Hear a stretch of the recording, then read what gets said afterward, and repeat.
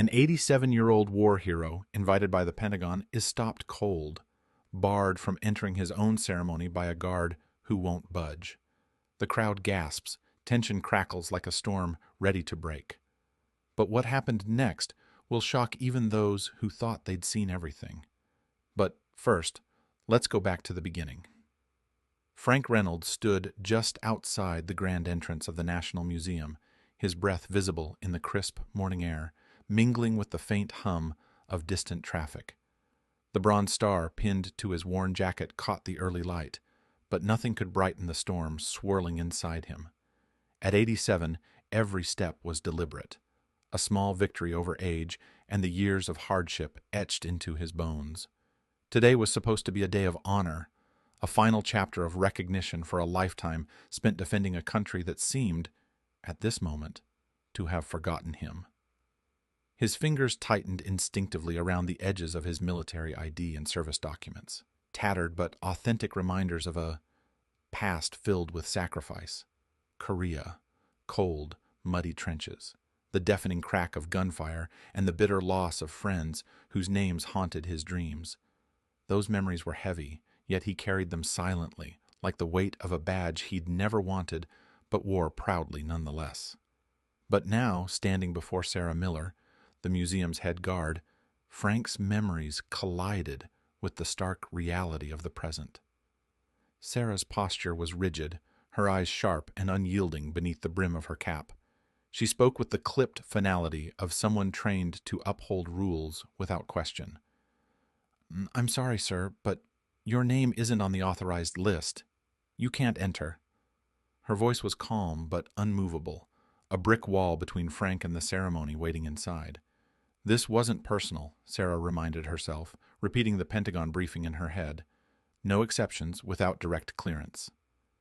The security protocols had been revamped in response to vague but persistent threats, a precaution she'd sworn to enforce.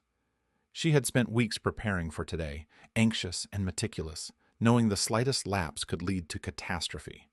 The responsibility weighed heavily on her, the invisible eyes of Pentagon officials monitoring her every move. Frank's hands shook, not from the cold, but from the sting of rejection. "I'm a veteran invited by the Pentagon itself. I have my ID, my service papers. This is my ceremony." His voice cracked, a mixture of defiance and pleading that echoed the betrayal coursing through him. His sacrifices had been countless, his wounds invisible but deep, and now he was being denied the honor he deserved. The crowd that had begun gathering behind him felt the shift instantly. Murmurs rose, a low current of indignation and disbelief weaving through families of veterans, supporters, and curious onlookers. Phones were raised, recording every word, every tense pause, a silent witness to an unfolding injustice. Some faces reflected shock, others anger, but all were drawn into the spiraling tension of the moment. Sarah's own heart pounded, trapped between empathy and duty. She glanced at her radio, imagining the Pentagon officers watching, waiting for her to act. This was no longer a simple gatekeeper's decision. It was a test of loyalty, discipline, and the fine line between security and humanity. The weight of that realization pressed down on her, like the cold steel of the barriers behind her. Frank's gaze hardened, pain sharpening into resolve. The years of being overlooked, the quiet struggles after returning home, the invisible scars left by a war forgotten by many, all surged forward in that single refusal. To him, this was a profound betrayal by the very institution meant to honor his service. The bitter irony was suffocating. As the crowd's whispers swelled into restless murmurs, a palpable crack in the ceremony's polished veneer appeared. The official event, meticulously planned to celebrate valor and sacrifice, was now halted by a confrontation neither side wanted, but both seemed incapable of avoiding. Frank's presence had become a lightning rod. His simple desire to walk through that door had ignited a fuse of frustration, protocol, and unseen bureaucracy. In that frozen moment, the divide was clear.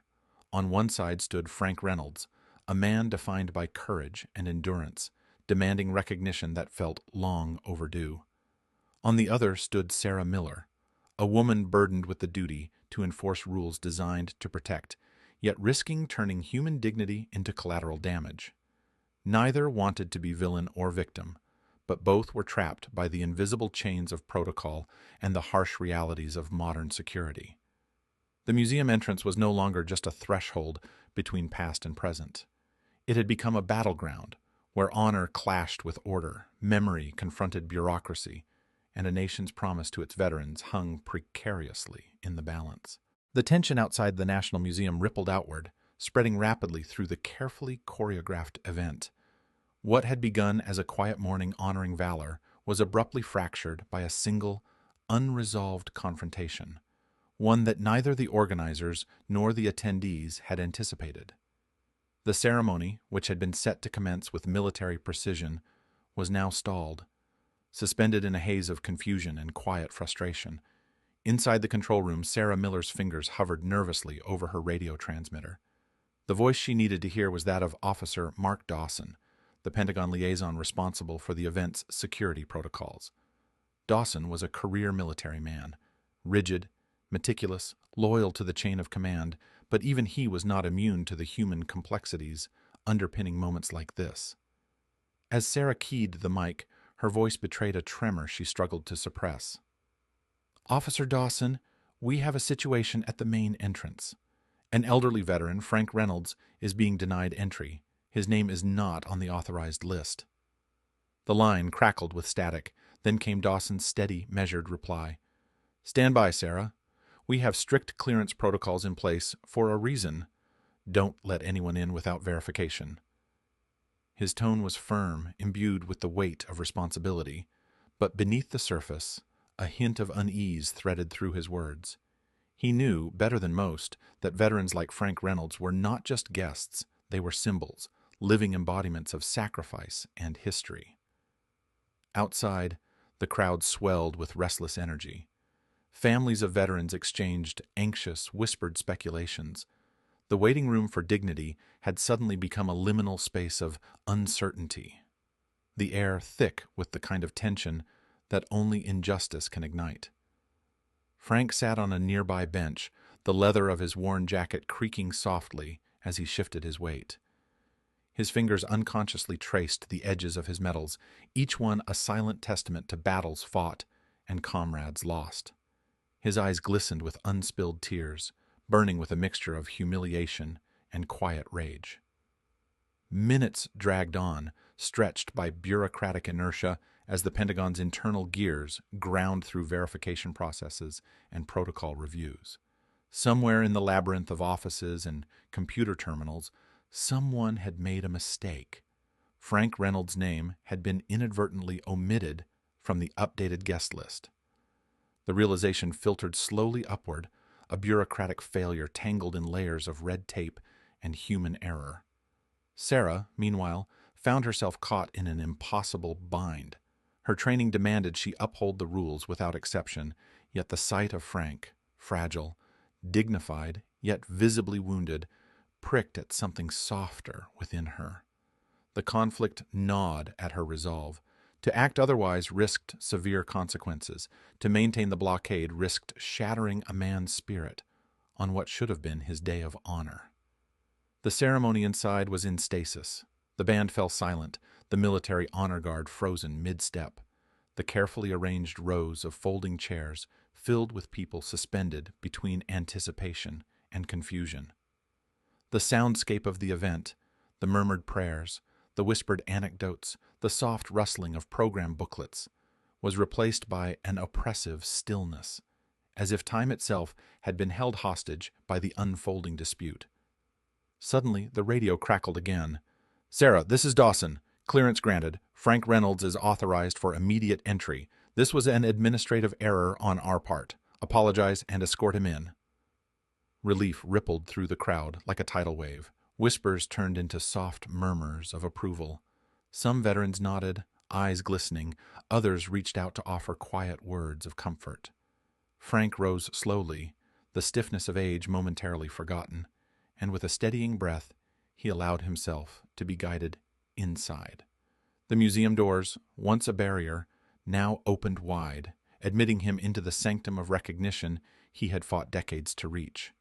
Yet the damage was not easily undone. The ceremony resumed, the speeches, the medals, the solemn prayers echoing once again through the hall.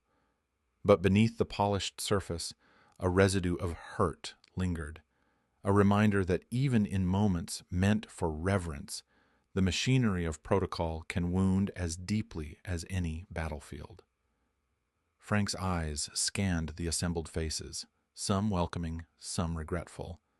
The applause that greeted him was sincere, but tempered by the memory of the barrier he had faced moments before. It was a victory tempered by sorrow, a quiet reckoning with the realities of a nation still learning how to honor its heroes without forgetting their humanity. Within the cavernous expanse of the National Museum's Grand Hall, the atmosphere shifted palpably as Frank Reynolds finally stepped into the place reserved for his honor. The polished marble floor beneath his worn boots seemed to gleam with a newly cast light, an illumination not just of the ceremonial lamps overhead, but of long overdue recognition. The high, vaulted ceilings, the rows of silent, watchful portraits, and the assembled crowd of veterans, dignitaries, and family members converged in a solemn unity that transcended the earlier discord. Here, at last, Frank was no longer an outsider barred by bureaucracy. He was a symbol of sacrifice reclaimed. The ceremony commander, a man whose stoic demeanor had governed the event until then, stepped forward with a weighty solemnity that cut through the murmurs still lingering from the confrontation. His voice was steady, deliberate, and carried an earnest humility rarely afforded in such formal proceedings. Today, we recognize not only the valor of all veterans gathered here, but must also acknowledge our own failures. Mr. Frank Reynolds was wrongfully denied entry due to an administrative error, and for that, on behalf of the Pentagon and this institution, I offer my deepest apology.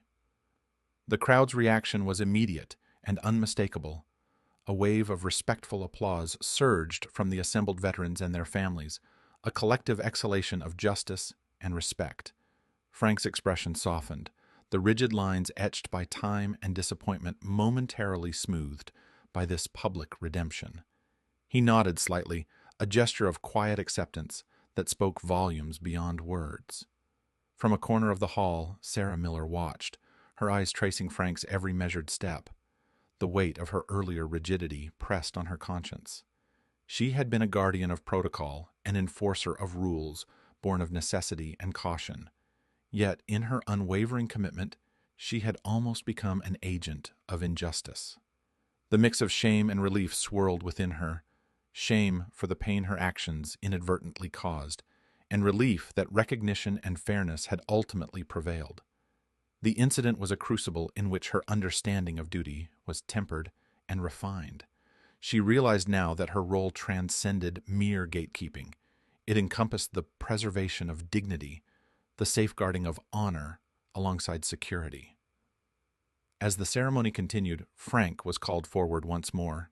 Medals were pinned to his chest with careful reverence, the silver star, the purple heart, each glinting under the grand chandeliers like fragments of a forgotten past now reclaimed.